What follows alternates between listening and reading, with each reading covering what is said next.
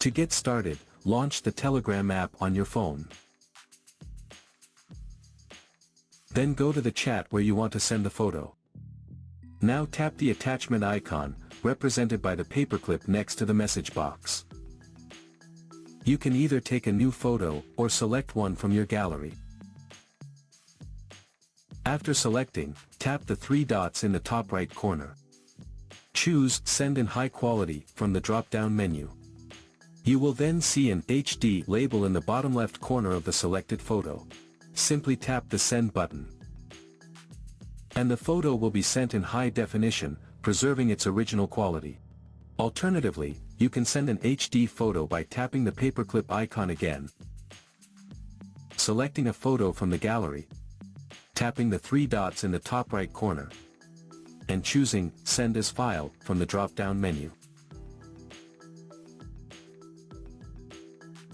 The photo will be sent as a file, maintaining its original resolution and quality without compression. So that's how you can send HD photos on Telegram without losing quality.